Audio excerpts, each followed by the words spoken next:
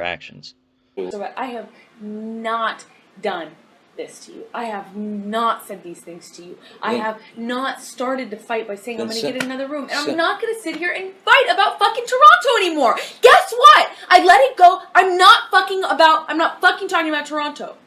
Send me the tapes. I can whisper it. I can write it. Guess what? I'm not saying another fucking word about Toronto. I'm so sick and tired of fucking fighting about old fights. This is not about a fight. This is broad. This is a broad thing.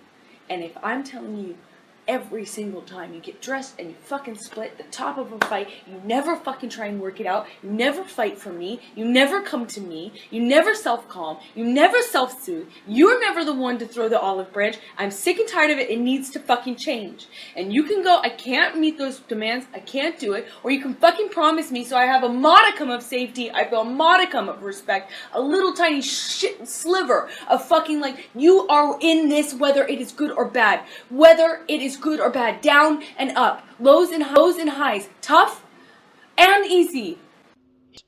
You got the tapes. Let me hear them. Send me the fucking recordings. Just text them to me. I don't know how else to say I will to you. I haven't because we have not been well. We have not been good. When I fucking move out, if I move out, then you'll have them and you can fucking relish them. You won't fucking like it, what you hear. Won't make you happy. But you'll hear what I'm telling you. That was after Toronto. Yeah, that's when we came back here. I know where we were. Toronto, Boston, here. I know where we were. We've been on the road basically since Australia, and I have been at your side. And I have not been filming a movie. Well, we were on our honeymoon. I hope you were at my side. I'm not talking about just a honeymoon. Now am I? I'm talking about many months. And was it all the honeymoon? No. I have been at your side. I would love for it to be better. I have no fucking consistency, no safety, no security. The relationship is something you don't fight for, you don't stand up for, you always run from when it's tough. I'm telling you, I need more. We didn't say vows. You didn't make them exactly in that way, you know, But now is the fucking time. I need to know if you're going to be there. I want promises. I told you that at the beginning of this conversation. I need promises you're going to fucking be there. I need promises that this is important to you. Not when it's easy, when it's hard too. This is something you'll fight for. That this is something that's sacred. That neither of us throw out every fight. I can't be the only one to hold the promises. I was in Toronto and it fucked me over. I can't be the only one. You can't be the only one. If I split on you, all those times that I thought about doing it, we would not be here. And I stayed, and it's tougher. You know, that's stronger. I'm stronger. It is easy to run. It is easy to run away from problems. It is easy to take that out and say, well, that's the easiest. That's the safest way out. I'm not saying we should get in physical altercations. I never want to be in that. Never. But every time you don't like what I say and you fucking run away, will never work out anything. You can't run away every fight. You can't. It's easy. It's not brave. It's not strong. It's harder to say to somebody, I want to work this out. I want to face what I have. I want to face what you have. I want to work it out with you. You're not working it out.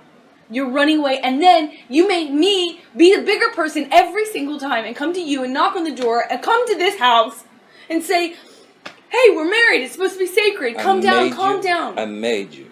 Yes, by default. If you're never the one to do it, one of us is. And I'm the one to do it every time. It means I'm the bigger person every time. It means I have to be the strong one. It means every time I have to fight for our relationship. And you get to be you get to be lazy. You get to be cowardly. I don't know what it is. What are you here for? What do you need me for? Once again, I am fighting for the relationship. With a guy that you don't fucking trust or like?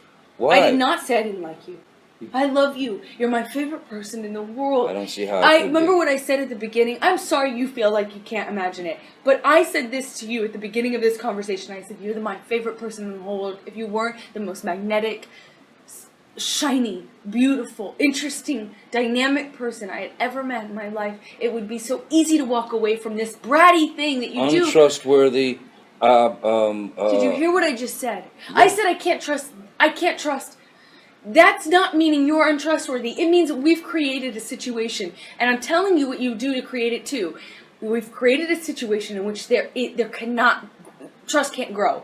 It's like, it's trampled every single time, and we need a marriage. That's why I sat down. Do you not remember me sitting down at the very beginning of this conversation and saying just that to you? Saying, I know you got married for security and for safety. So did I. We did not get married because it was something that we're doing, because it was something we could walk away. We wanted a foundation. No? Yes, I wanted to make you my wife. Yes, but you could just have me as your girlfriend if you didn't want the foundation. And you told me, and maybe you go back on it now. Fine, okay, cool. Lie about that. I don't know.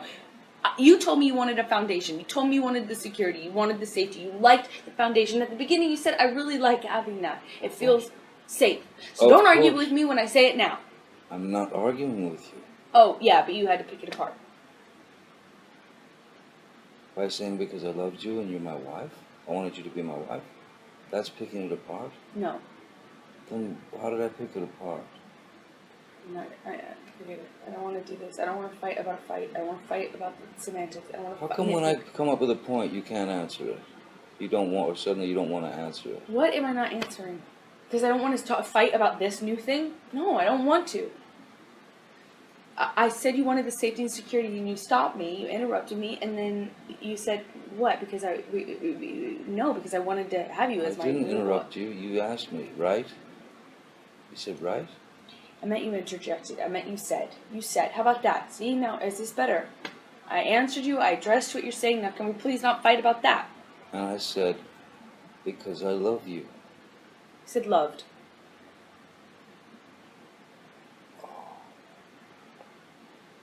We're talking about a fucking event that's past tense. If I used loved, my apologies. It doesn't mean I don't love you now. My whole point that you had, I don't know, an issue with, is that you love me. Yes, you married me, though, because you wanted some safety, some security, some stability, a foundation. Of course I want that with you. It's why I'm married to you. But I need the safety, I need the security, I need the boundaries, and I think you... Could you not agree? I need the same things.